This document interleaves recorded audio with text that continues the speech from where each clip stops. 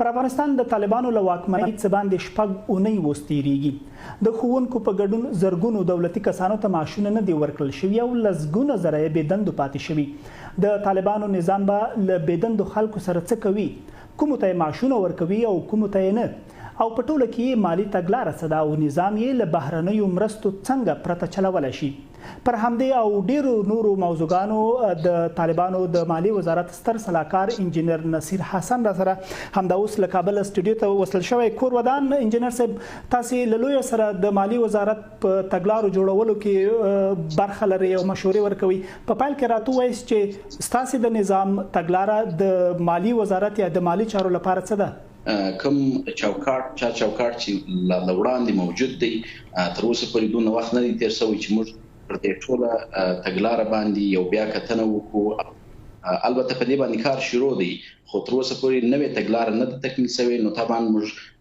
دا چې به تګلارې نه وو نو هماغه تګلاره چې موجوده و په هغه باندې مخ ته ځو ان شاء الله. یعنی که زه سم پوه شوم هغه قوانین او اصول چې د جمهوریت په وخت کې وو د مالی وزارت لپاره هغه اوس هم پلي کیږي. البته په استثناء د هغه اصول چې هغه د شریعت سره په ټکر کې وي زموږ د علماو د خوا څخه موږ ته په دې برخه کې هدایت راکول کیږي. کوم اصول چې د شریعت سره ښکارا ټکر ونه لري مشکل نه لري هغه باندې موږ بالکل مخ ته ځو. کوم ځایونو کې استثناء چې داسې موضوعات راځي چې هلته شرعي اړخونه او ابعاد لري او هغه څېړل غواړي نو هغه بعضې مو ځنډولي دي یا معطل کړي دي. یوه بېلګه راته راکولی شي انجینر صاحب چې یوه بېلګه راته راکولی شي هغه برخه چې تاسو وایي له شریعت سره په ټکر کې د پخوانیو اصول او اوس نه غواړي پلي کوي مثلا؟ نو داسې خو ډېر ځایونه شته او ښکاره بیلګې مثلا د جرایمو په برخه کې موږ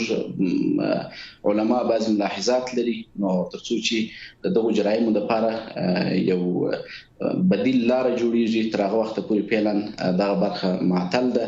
او ملګري په دې باندې کار کوي تر څو د هغه دپاره داسې یو بدیل لاره چې هم په جریمه باندې چې کم تخلفونه کنټرول کېدله هم هغه کنټرول سي او هم د دولت عواید ضربه ونه ویني. نو په دا برخه کې دا موږ تاسو یو مثال ویلی شو. تاسو مخکې د ګمرکاتو د فعالیدو خبره وکړله. زما په زړه دی چې څو کاله وړاندې د افغانستان په ګمرکاتو کې برېښنایي سیستم یا کمپیوټري سیستم فعال شوی و چې څومره ګټه وټه به په ولایتونو کې راتلل هغه په مرکز کې حکومت ته ښکارېده. هغه سیستم فعال شوی او بالکل موږ په مالی وزارت کې تقریبا درې عمومي سیستمونه لرو چې یو د سیکټاس په نامه باندې دی او یو د اف ام اس په نامه دی او بل د اسیکوډا په نامه چې د ملل متحد د خوا څخه جوړ شوی دی. الحمدلله دغه درې سره سیستمونه فعال دي او فعلا په مالی وزارت کې استفاده ځینې کیږي. یعنی که په تورخم کې څومره پیسې ګټه وټه چې هر ورځ راټولیږي تاسو په کابل کې لیدلی شئ چې څومره عواید لري؟ موږ کولای شو دلته په کابل کې د ټول افغانستان د ګوټ څخه څومره سرحدونه چې موږ لرو په هغو کې چې کوم عواید موږ ته د ګمرکاتو څخه راځي یا هم د مصرفیتونو له لارې څخه راځي هغه ټول موږ دلته کولای شو وګورو او د هغو په اړه معلومات ترلاسه کړو. اوس راته ویلی شي د تقریبا شپږ اونۍ کېږي چې تاسو په ټول افغانستان واکمن یاست. که لږ تر لږه د یوې نیمې میاشتې نه شئ ویلی د یوې میاشتې راته ویلی شي چې څومره عواید مو درلودل له ټولو ګمرکاتو؟ نو عوایدو فرق کړی یعنی موږ په عوایدو کې داسې سټیبل حالت تر اوسه پورې نه دی درلودلی ځکه په بعضې سایټو کې زموږ تخنیکي مشکلات وه نو هلته بیا ملګرو هغه د امارت تیر سیستم چې کوم پارچه به ورته ورکوله او پیسې به نغدې ځینې اخیستلې بیا به هغه بانک ته تحویلولې نو په دقیق ډول نشو کولی چې هغه معلومات د تیر یوې میاشتې ته ووایو ځکه مختلف وختو کې او بل عواید هم کښته پورته سوي دي. نو کم شوي که ډېر شوي؟ یا الحمدلله ډېر شوي دي. یو چارواکي د طالبانو راته ویل چې البته په خواله رسنیو کې لیکلي و چې په تیر یوه میاشت کې هومره عواید راټول شوي دي چې په یوه کال کې پخوا نه راټولېدل. څومره دي مثلا دغه کچه باید خلک پرې پوه شي چې څومره مو راټول کړي؟ دا خبره ممکن د دقیقو معلوماتو په اساس باندې نه وي. هغوی ته هم د بلې د مرجع څخه معلومات ورکول شوي وي چې هغه دلته زموږ سره وصل نه وي ځکه دغه معلومات زموږ په آن باندې چې کوم معلومات دلته لرو دقیق دا دقیق معلومات نه دي عواید دومره نه دي لکه څومره چې دا ادعا شوې ده خو بیا هم یعنی په تېره یوه میاشت کې مثلا اټکل راته وکړئ انجینر صاحب څومره عواید مو ترلاسه کړي زما هدف دا دی چې بیا وروسته په دې وغږیږو چې ستاسو راټول کړي عواید څومره د حکومت لګښتونه یا د ستاسو د نظام لګښتونه معاشونه ورکولی شي نو په تېره یوه میاشت کې ما مخکې هم درته وویل چې دقیق نسم درته ویلی ځکه عوایدو کې هم تغییر راغلی دی او بله خبره دا ده چې په بعضې مواردو کې داسې شوي دي چې عواید د سیستم د لارې څخه نه دي راغلي نو په دې خاطر باندې زموږ معلومات کیدای شي په هغه کې دقیق نه وي خو بیا هم تقریبا ان شاء الله داسې د 3 میلیارډ افغانیو عواید موږ د یوازې د ګمرکات څخه لرو او په مجموع کې څومره پیسې لري له پخواني حکومت څومره پیسې درته پاتې دي په مالیې وزارت کې نو تر ډیره پورې دغه د پیسو د پاتې کېدو چې په څومره خزانه کې دي دا د افغانستان بانک سره د معلومات وي او هغه نه غواړي چې پبلیک کړي پالیسي داسې تاسو خو به یو اندازه لګیدلی چې په مالیې وزارت خو لګښتونه ورکوي مثلا معاش باید ورکړي د کارکونکي خرچه باید ورکړي د حکومت د وزارت د نورو ادارو دغه لپاره خو یو اټکل تاسو سره وي چې موږ دومره پیسې لرو او دومره مو لګو نو باید یو څه ولرئ دغه په دغه اټکل څومره لرئ نو موږ په کافي اندازه یعنی د معاشاتو د ورکولو توان لرو څومره چې معاشاتو د لپاره اړتیا ده او تر معاشاتو اضافه پیسې هم لرو د مصارفو لپاره صرف دلته احتیاط پدې کې کوو چې د دولت کوم تشکیلات او پدې کې هغه مخکې به چې ادعا وي چې خیالي تشکیلات موجود دي او یا بعضي برخو کې ډېر لوړ معاشات نو په هغه باندې کار کوي چې هغه په مناسب اندازه باندې معاشات ورته وټاکل شي او هغه په ماشینو باندې دا اوس غواړو خبرې وکړو انجینر صاحب ولې لا هم لسګونو زرو دولتي کارکونکو ته معاشونه نه دي ورکول شوي سره له دې چې تاسو وایي موږ معاشونو ورکړه پیل کړی ده خو لا هم موږ چې هر ځای خبرې کوو هیڅوک نه وایي چې موږ ته معاش راکړی د معاشونو په ورکړه باندې موږ تقریبا د 2 اونۍ څخه به شاوخوا وخت به کېږي لا به ډېر کېږي چې موږ کار پیل کړی دی په سر کې زموږ اراده دا و چې تر هر څه مخکې د 15 وزارتونو چې موږ حقوقیت ورته ورکړی و حد اقل دغه معاشونه په لومړي ځل په غاول سر کې اجرا چې هغه 15 وزارتونه د مالیې وزارت په خپل د معارف وزارت او د عالی تحصیلات وزارت او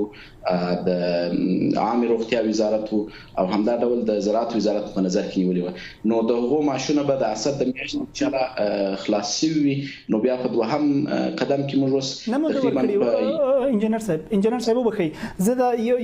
د یو استاد د لغمان د پونتون د یو استاد خبره درته راخلم مثلا د یو خوون کې د ننګرهار درته راخلم دوی وايي موږ ته یو روپۍ نه دراکول شوی د پرونه راته ویل دغه معاشونه چې موږ پروسس کول چې په ټولو ولایتونو کې زموږ مستوفیتونه فعال نه و نو دا یوازې مرکز کابل کې پروسس شوی دي تر ډیره حد پورې خلاص شوی دي په ولایتونو کې لا پاتې دي نو څومره وخت به ولګیږي چې دغه معاشونه ورته پروسس کړي پیلان اوس الحمدلله زموږ ټول مستوفیتونه فعال دي او دوی خپل کار باندې شروع کړی ده نو ان شاء الله ممکن د 2 ورځې په حدودو کې وخت ونیسي چې دا ماشونه ټول اجرا شي مثلا په ننګرهار کې یو خوونکی دی یا په بدخشان کې یو خوونکی دی لڅو 13 میاشتې معاش نه دی اخیستی هغه ته به خبر هم دا وي چې په 3 ورځو یا یو اونۍ کې ورته معاش ورسیږي بالکل وو کېدلای شي دا پروسس د معاش چې په ډېر لږ وخت کې ان شاء الله تکمیل شي پرسي په ولایتو کې هم ځکه مخکې خو زموږ د ولایتو د لپاره مستوفیان حتی تایید شوي هم نه بیا هغه مستوفیان د ټولو څلور د ولایتو لپاره تعیین سول او ولایتو ته واستول سول نو دوی پیلان پر خپل دند باندې دي خپل دفترو ته تشریف وړي دي اول ته په کار باندې پیل کړی دي نو ان شاء الله موږ ټول لسته ډاډ کوو انجینر صاحب ځینې معاشونه پخوا د بانکونو له لارې ډیرو ته ورکول کېدل ډیر معاشونه د بانکونو له لارې ورکېدل اوس په ځینې تصویرونو چې ګورو طالبان ځینو ته نقد پیسې ورکوي ستاسو لومړیتوب څه ده چې د بانک له لارې به پیسې ورکوي که نقد به ورکوي زموږ لومړیتوب دا دی چې معاشات د بانک د لارې څخه اجرا شي ورکول شي دا په ښه طریقه وي په دې ډول سره موږ کولای شو په ډیر اسانه شکل سره معاشات کارمندانو پورې ورسو دا ډیر سخت وي چې موږ په فزیکی ډول سره معاشات د دولت ټول کارمندانو ته ورسو البته په بعض ځایو کې چې ډیر تخنیکي کارمندان وي او هلته هغه چارې ټکنۍ کیږي او دوی د معاش غوښتنه کړې وي نو مشرتابه ممکن دا لازمه ګڼلې وي چې هلته د هغو د مشکل د حل په خاطر باندې یا د چارو د مخته وړلو لپاره یې هلته په فیزیکي هغه په ډېر استثنایي ځایونه ډېر کم وي. او بل خبره د معاشونو د اندازې د ځینې اندېښنې شته چې وایي طالبانو د ښوونکو معاشونه کم کړي دي. راته ویلی شي چې په کوم اندازه معاشونه کم شوي یا نه دي کم شوي؟ د معاشاتو په اصلاح باندې فعلا کار روان دی او دا بالکل حقیقت نه لري چې د ښوونکو معاشونه کم شوي دي. د وزیرانو د والیانو یا لوړ رتبه دولتي مقاماتو پر معاشاتو باندې کار شوی دی هغه تر 50% هم اضافه کم شوی دي. البته د کښته پرسونل چې دی یا د عادي ملکی مامورینو دغه معاشات لا تر اوسه پورې هغه اصلاح نه مثلا بس تکراته وای سلاکار سه بس راته ویل شي مثلا د 15 شپږم دوام دریم کوم بس معاشونو پورې کم شوي دي تاسو تر 50% کم شوي؟ البته د بسو پر معاشو باندې کار شروع دی. دغه د بس څخه چې لوړ کوم مقامات دي د هغو په اړه چې کار شوی دی او تقریبا استاسي دي. البته بیا به هم د وزیرانو شورا ته پاس کیږي د رئیس الوزرا د خوا څخه تاییدیږي تر هغه وروسته وکړل کیږي نو یعنی نهایی نه دي تر اوسه. او یو مثلا تیر حکومت کې د 2 یا 3 میاشتو معاشونه د ځینو مامورینو پاتې هغه ورکوي که هغه وسوځېدي؟ تر اوسه پورې د هغه په اړه تصمیم نه دی نیول شوی. اعلان چې موږ کوم خبره کوو یوازې د حسد د میاشتې په اړه باندې خبره کوو. کله چې موږ د حسد د میاشتې د معاشاتو د اجرا څخه خلاص شو هغه تکمیل کو بیا وروسته اسمبلی پر معاشات باندې ان شاء الله کار کیږي. البته یو خبره د یادونې وړ ده چې د حسد د میاشتې معاش به د تیر حکومت چې کوم د معاشات لپاره کوم سکیل تعیین کړی په هغه شکل سره به اجرا کیږي. حتی که د لوړپوړو چارواکو حتی که د لوړپوړو کسانو هم وي د ریاست د میاشتې په هماغه کچه ورکول کیږي چې مخکې جمهوریت په وخت کې ورکول کېدل. یا د لوړ رتبه کسانو کوم چې د وزیرانو په سطح کسان دي یا د والیانو په سطح کسان دي د هغو معاشات به هغه شکل سره نه دا خو یوازې دولتي مامورین بله دا خو یوازې دولتي مامورینو د دولتي مامورینو ترڅنګ زرګونه کسان په افغانستان کې بهرنیو انجوګانو یا لکه نړیوال بانک او نورو ادارو ورکول هغوی معاشونه نه لري. هغوی ته یو څه په پام کې لري که هغوی به سرنوشت وي؟ کوم کسان ته چې نړیوال بنسټونه یا بهرني بنسټونه معاشونه ورکوي یا د انجوګانو د مؤسسات څخه معاشونه ترلاسه کوي نو هغه په حکومت پورې اړه نه لري او موږ د هغه معنی نه ګرځو. هغوی کولی شي که چیرې هغه بنسټونه د دوی د معاشاتو د اجرا لپاره تصمیم لري موږ بالکل د هغو سره کوارې نه کي. زما پوښتنه دا وه انجینر صاحب کوارې نه کي بیا څه کوئ؟ کوارې نه کي بیا څه کوئ؟ دغه په اړه کوم چې په دولت کې مامورین دي یا هغه سکیل کارمندان چې ورته ویل کېږي چې د مخکې بانک جهاني هغو ته معاش ورکوي نو هغوی به حد اقل خپل دولتي معاش اخلي او البته که چیرې ډېر تخنیکي او مسلکي کسان په ډېر مهمو کلیدي پوسټو باندې وي د هغو لپاره هم اسلامي امارت پلان لري د مالیې وزارت د نورو داخلو ارګانو سره چې په داسې یو طرحه باندې کار وکړو چې دغه ظرفیتونه د حکومت سره وساتل شي. نورو انجوګانو یا د حکومت څخه بهر ځایو کې دوی جذب نشي. خبره باندې پوه شو سره ډېره مننه کوم. کورودان د افغانستان په افغانستان کې د طالبانو د مالیې د وزارت ستر سلاکار انجینر رحیم حسن را سره له کابل ملګری و چې په دې هلته د تګلارو په اړه را سره خبرې وکړې او دا چې معاشونه به کله مامورینو ته ورکوي. نو تر بیا چې هر چیرې یې د خدای په امان او ښه وخت.